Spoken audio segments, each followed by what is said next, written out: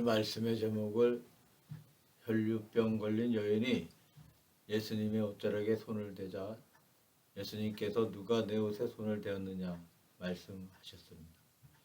손을 대었느냐라는 말을 원어로 찾아보니까 합토, 고정시키다, 들러붙다, 불을 붙이다. 오늘 제목을 누가 나를 붙들었느냐로 정했습니다. 구약의 말씀은 선지자 엘리야가 승천에 올라가고 제자 엘리사가 스승의 사역을 계승하는 장면을 말씀하고 있습니다. 엘리야 엘리사 시대는 이스라엘의 선지자 역사 중 한 페이지를 장식하고 있습니다. 엘리사가 들판에서 밭을 갈고 있을 때에 엘리야가 자기의 겉옷을 그 위에 던졌고 그 후에 엘리사는 모든 것을 정리하고 엘리야를 따라다니며 충성된 제자가 되었습니다. 두 분은 서로 흡사한 데가 있습니다. 먼저 이름이 비슷합니다. 엘리야의 뜻은 여호와가 하나님이시다이고 엘리사의 뜻은 하나님은 구원이시다입니다. 바알 숭배에 빠져있던 이스라엘에게 바알이 참 신이 아니고 여호와가 참 하나님이심을 보여주고 이스라엘의 종교를 확립시키는 것이 엘리야의 사명이었습니다. 엘리야를 계승한 엘리사는 하나님으로 말미암아 이스라엘이 구원받는 도리를 또한 입증해 주었습니다. 이 두 분의 이름이 비슷하고 두 분의 사역 내용도 계속적으로 연속되고 있는 것을 볼 수가 있습니다. 그래서 사역의 성격도 역시 비슷한 것을 볼 수가 있죠. 두 분이 다 이적을 많이 행하였고 강력한 하나님의 종으로 나타났으며 두 분이 다 이스라엘 모든 민중들의 아버지여 이스라엘의 병거와 마병 곧 나라의 국방이요 기둥이요 나라의 국부인 것을 모든 백성에게 인정된 사실을 볼 수가 있습니다. 이렇게 엘리야, 엘리사 두 분은 불가분의 관계로 깊이 아주 밀착되어 있던 사실을 볼 수가 있습니다. 신약의 말씀은 예수님께서 길을 가실 때 한 여인이 뒤에서 예수님의 옷을 만지자 그 즉시 병 고침을 받은 사건입니다. 그 여인은 예수님과 더불어서 불가분의 관계에 놓이게 되었는데 이 여인은 이름도 나와 있지 않습니다. 병든 한 여인에 지나지 않았지만 또 예수님을 만나는 시간도 아주 짧았지만 그녀의 일생은 그리스도와 더불어 깊이 밀착되어 하나가 된 것을 볼 수가 있습니다. 신약의 말씀은 여러 가지 면으로 대조할 수가 있는데 먼저 예수님께서 야이로의 집에 초대를 받고 가는 도중에 여자가 나타나 병 고침을 받았습니다. 야이로 딸이 고침받은 사건과 여인의 고침받은 사건이 좋은 대조가 됩니다. 야이로가 주님을 초대함으로써 주님께서 그 집에 들어가 죽은 아이를 일으켜 고친 사건은 필연적이에요. 이 여인이 길가에서 예수님을 만나 예수님의 뒤를 따라와서 그 옷자락을 만져 고침을 받은 사건은 우연적인 사건이었습니다. 세상에는 필연적인 사건보다 우연적인 사건 속에 놀라운 역사가 일어나는 경우를 종종 볼 수가 있습니다. 예를 들면 구약에 보면 사울의 아버지 기스의 암나귀를 찾으러 사방을 헤매고 다니다가 나귀를 찾지 못했지만 사무엘을 우연히 만나서 기름 부음을 받게 됩니다. 그리고 이스라엘의 초대 왕이 되었습니다. 잃어버린 나귀를 찾은 것은 필연적인 사건이고 사무엘을 만난 것은 우연적인 사건입니다. 나귀 한 마리 찾는 데 비해서 이스라엘의 왕이 된 사건은 얼마나 중대한 사건이겠습니까? 유명한 렌트겐이 엑스레이 광선을 발견해서 의학계에 크나큰 공헌을 하였습니다. 사실 렌트겐 박사가 처음부터 X 광선을 하려고 해서 발견한 것이 아니고 시험을 하는 도중에 우연히 X 광선을 발견했다고 합니다. 필연적인 목적으로 된 것이 아니고 우연적인 사건이지만 크나큰 공로를 이루었습니다. 이처럼 야이로의 집에 초대받아 가신 사건도 중요하지만 한 여인이 예수님과의 그 짧은 만남 속에서 말할 수 없는 교훈이 있고 진리가 있고 우리들에게 주는 교훈의 말씀이 있다고 생각합니다. 또 하나의 대조는 군중과 여인의 대조입니다. 많은 군중이 주님을 따르며 앞에서 뒤에서 옆에서 옹이하며 따라갔어요.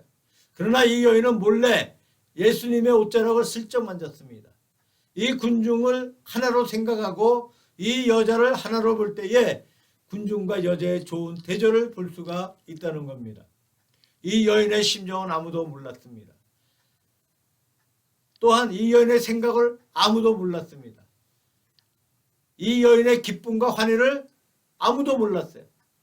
오늘 이 아침에 우리가 주님의 거룩한 교회에 나왔습니다마는 많은 군중 사이에 끼어 예수님을 만졌던 그 여인의 심정을 묵상하면서 우리가 군중 편이냐 여자 편이냐 우리의 입장이 어느 편에 가까우냐 하는 사실을 한번 묵상해 보는 시간이 되시기를 바랍니다.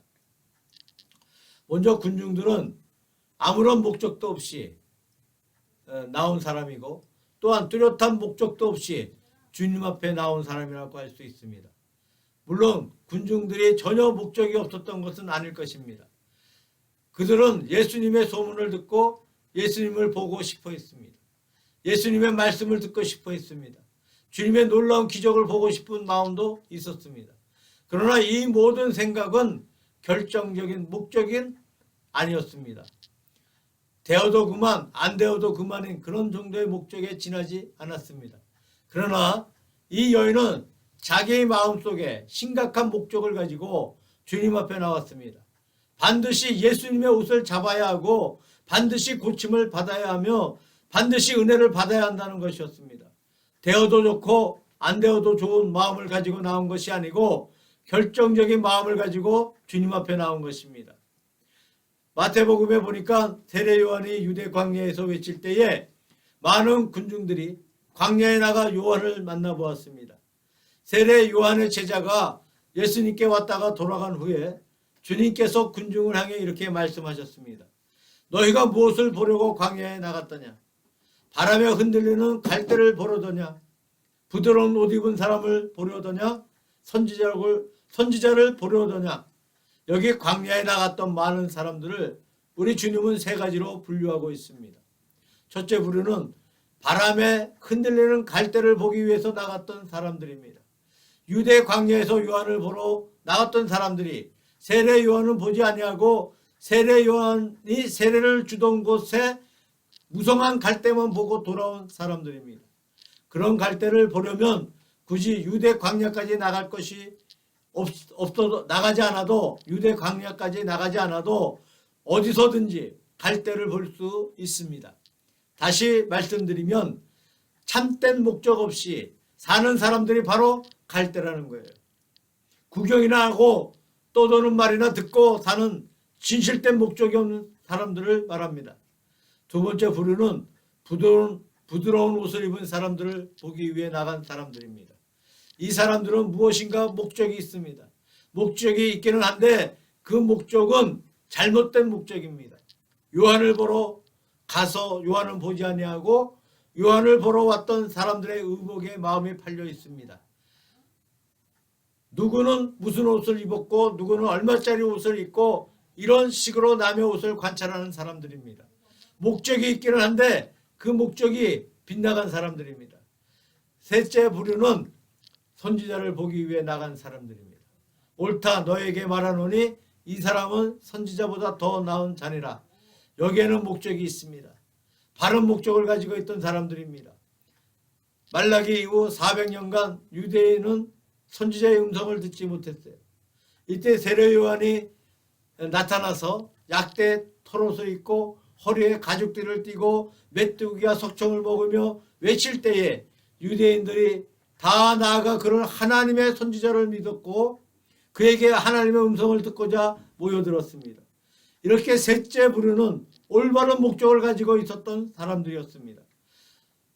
첫째는 목적이 없었던 사람들과 둘째는 목적이 잘못된 사람들과 세 번째는 바른 목적을 가지고 있던 사람들로 분류해 볼 수가 있다는 겁니다. 다시 군중과 한 여인을 대조해 볼 때에 군중은 첫째 부류입니다. 진실한 목적이 없이 예수님께 나온 사람들 뿐입니다. 반면에 이 여인은 확실한 자기의 목적을 가지고 확실한 자기의 소망을 가지고 예수님께 나온 사람으로 볼 수가 있죠. 이 여인은 12년간 혈류증을 앓았다고 했습니다. 12년은 아주 긴 시간입니다.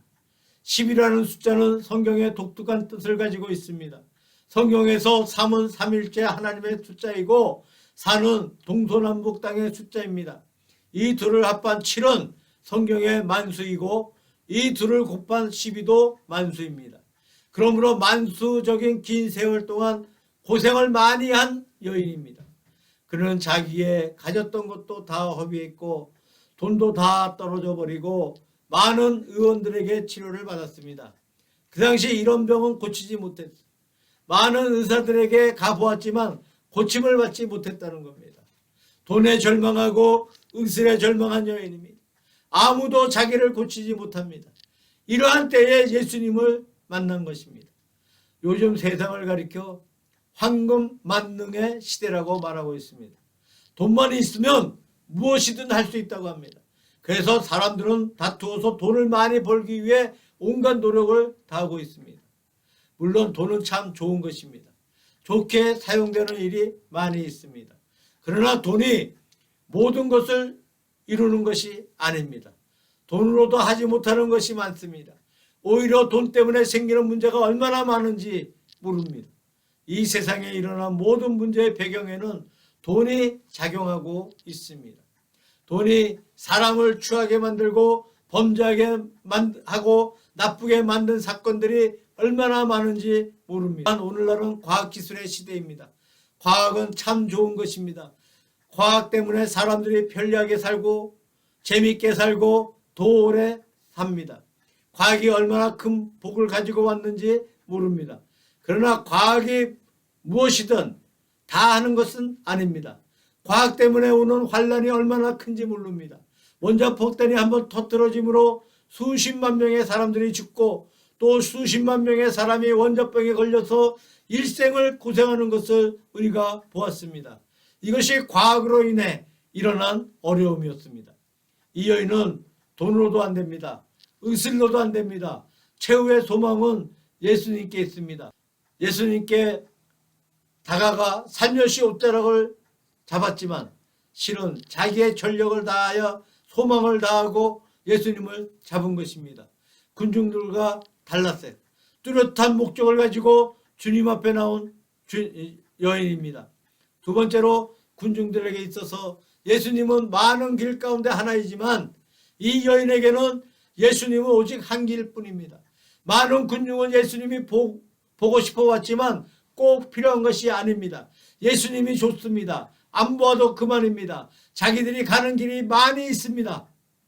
그 많은 길 가운데 하나가 예수님이지 예수님이 그들에게 절대적인 길은 아니었습니다. 그러나 이 여인에게 예수님은 한 분밖에 없는 분입니다. 예수님 외에 다른 길이 없습니다. 예를 들면 부부의 경우를 한번 봅시다. 젊은 시절 청춘 남자가 만나서 가정을 이루는 때를 한번 생각해 봅시다. 처음에 결혼하려고 할 때에 남자에게 여자는 절대적인 존재는 아니지 않습니까? 얼마든지 많은 가능성이 있습니다. 많은 여성이 있습니다. 한 사람을 택한 것뿐입니다. 여자에게 있어서도 남자도 마찬가지입니다. 그 남자가 절대 필요한 것은 아닙니다. 많은 후보자가 있는 중에 최선의 한 사람을 택한 것뿐입니다. 그 후에 두 사람이 결혼해 삽니다.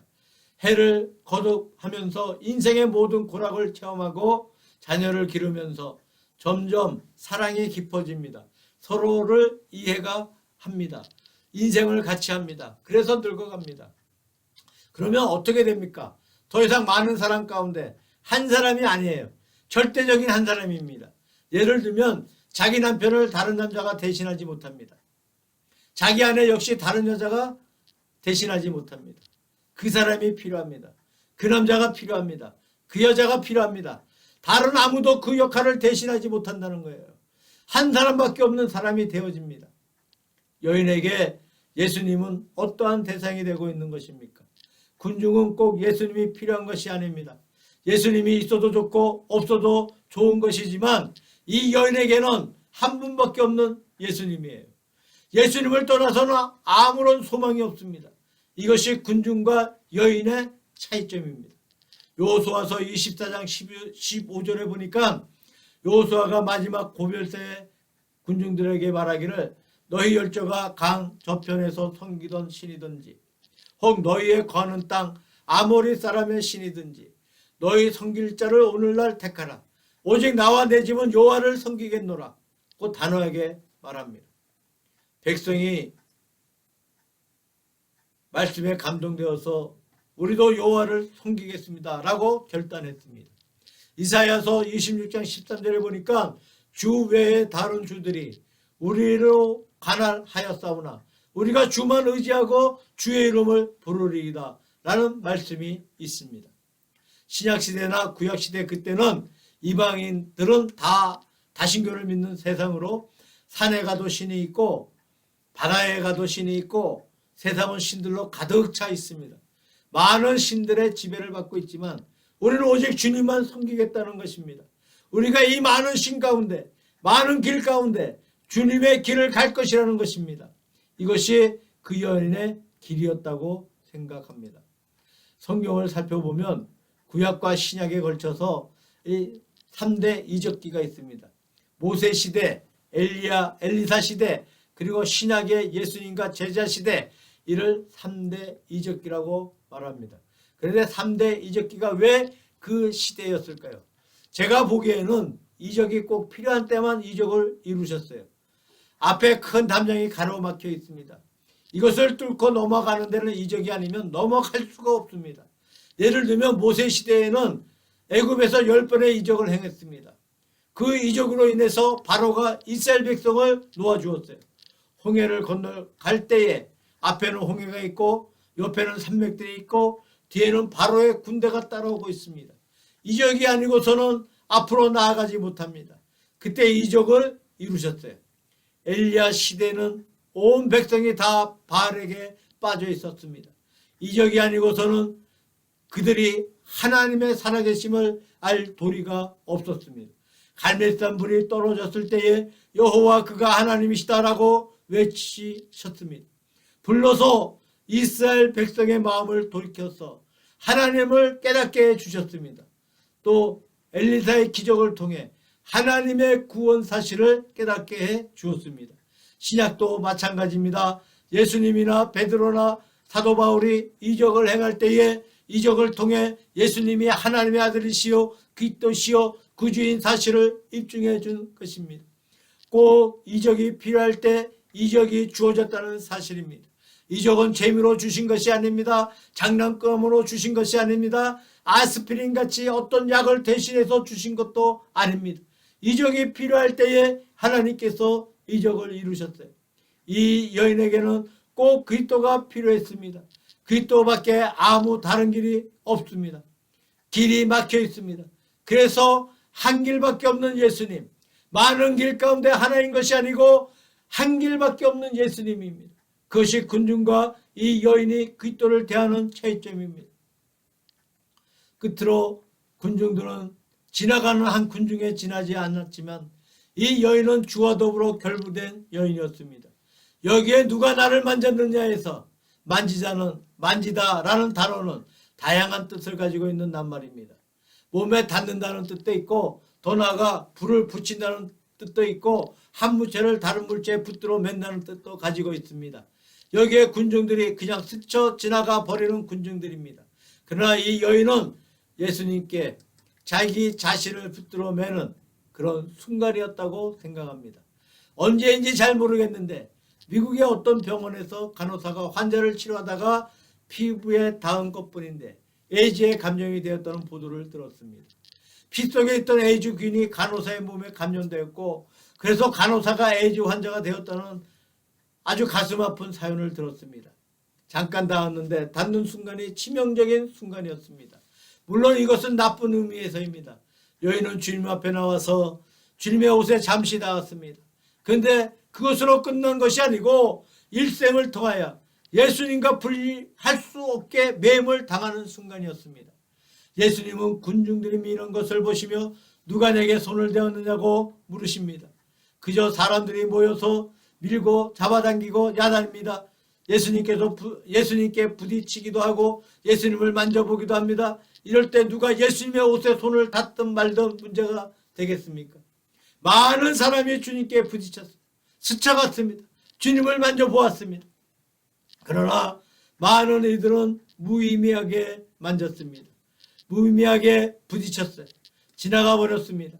마치 만원 버스 안에 사람들이 타고 있는데 그저 몸과 몸이 부딪히고 있지 않습니까? 서로 닿고 발을 밟고 합니다. 그러나 버스에서 내리면 다 잊어버려요. 그 상대가 누구인지 아무도 기억하지 않습니다. 내림으로써 끝나버리고 마는 거예요. 이 많은 군중은 주님을 따라올 때에 그런 식으로 주님 곁을 스쳐가 버린 군중들이에요.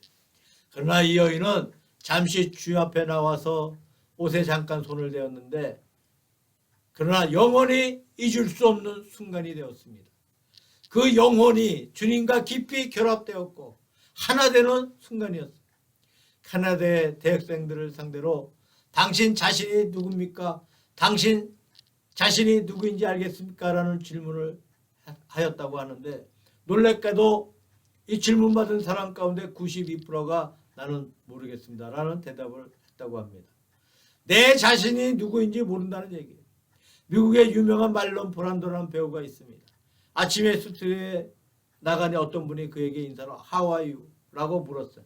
오늘 어떠냐는 말이에요. 가만히 서 있다가 하는 말이 나는 모르겠다. 그런 유명한 말을 했다고 합니다. 우리가 볼 때에 내가 누구인지 모를 때가 너무나 많이 있습니다. 베드로가 갈릴리 바다에서 고기를 잡을 때 한 마리도 잡지 못했어요. 그러나 예수님의 말씀을 듣고 그는 주의 말씀에 아주 단순히 복종하는 마음을 가지고 깊은 데로 가서 그물을 내려 고기를 잡았어요. 뜻밖의 사건이 생깁니다. 엄청나게 많은 고기를 잡아 2배 가득 차서 배가 잠기게 되었습니다. 깜짝 놀라서 고기를 보았습니다. 예수님을 보았습니다. 전혀 다른 예수님입니다. 그 앞에 꿇어앉아 주여 나를 떠나소서 나는 죄인으로소이다 라고 고백을 합니다. 진정한 예수님을 발견할 때 참된 자기를 알게 된다는 거예요. 주여 나를 떠나소서 나는 죄인으로소이다. 주님을 알 때 참 나를 알게 됩니다. 구약의 이사야 선지자가 하나님의 거룩한 전에 올라갔을 때에 영광된 주님을 만났습니다. 그때 이사야가 화로다 나요 망하게 되었도다고 외칩니다. 참 주님을 바라볼 때에 참 자기를 바라볼 수 있었던 것입니다. 우리가 예수님에게 아주 참되게 매임을 당할 때에 예수님을 알고 나 자신을 알게 됩니다. 주님을 떠나면 내가 어떤 존재인지 잘 모르게 됩니다. 군중은 주님 곁을 스쳐 영원히 가버렸어요. 이 여인은 예수님과 깊은 만남과 함께 집으로 돌아갑니다. 헬라 신화에 이런 이야기가 있습니다. 율리시저가 항해 중에 사이렌스라고 불리는 섬을 지나가는데 이 섬의 전설에 의하면 림프들 또 요정들이 많이 살고 있었다고 합니다. 이 요정들의 노래소리가 너무나 아름다워서 그 노래를 들으면 마음이 유혹을 받아 혼미해지고 몸을 날려 물에 빠져 죽는다고 합니다. 율리시저는 이 말을 미리 들었기 때문에 사이렌스 섬 가까이 갈 때 밀을 가지고 자기의 모든 부하들의 길을 막아 모두 듣지 못하게 했어요. 자기 자신이 있어도 자기 몸을 배 한가운데 있는 이 마스터의 밧줄을 붙들어 매달라고 했습니다. 그렇게 결박을 하고 그 섬 곁을 지나가는데 그 섬에 가까워지니까 림프들 나타나고 요정들이 나타나 아름다운 노래가 들려오는데 귀를 막고 아무것도 듣지 못하는 선원들은 배를 자꾸 저어가고 있지만 이 소리를 듣고 있는 율리시저는 견뎌내기가 너무나 힘들어서 마음의 유혹을 받아 몸이 비틀어지고 고통을 받아 이 물에 빠져 죽으려고 합니다. 그러나 마스터의 단단히 붙들림을 당하고 있으니까 어떻게 움직이지 못해. 그 섬을 지나가자 차차 그 소리가 멀어져 살아났다는 이야기가 있습니다. 여기에 율리시저가 그 몸을 마스터에 붙들어 맸다는 것, 이것이 주께서 말씀하신 누가 나를 만졌느냐와 같은 의미의 낱말입니다. 우리가 이 세상을 살아갈 때에 유혹과 시험이 많이 있습니다. 사람이 100명 모이면 100가지 시험이 있고 1000명 모이면 1000가지 시험이 있습니다. 또 각자가 다릅니다. 어릴 때의 시험이 다르고 중년기의 시험이 다르고 노년기의 시험이 다릅니다. 또 가난할 때 시험이 있고 부자일 때 시험이 따로 있습니다. 병들 때 시험이 따로 있고 건강할 때 시험이 따로 있습니다. 우리가 내 힘과 내 지혜로 살려고 하면 결코 시험을 이겨내지 못합니다. 빠져 죽고 말아요.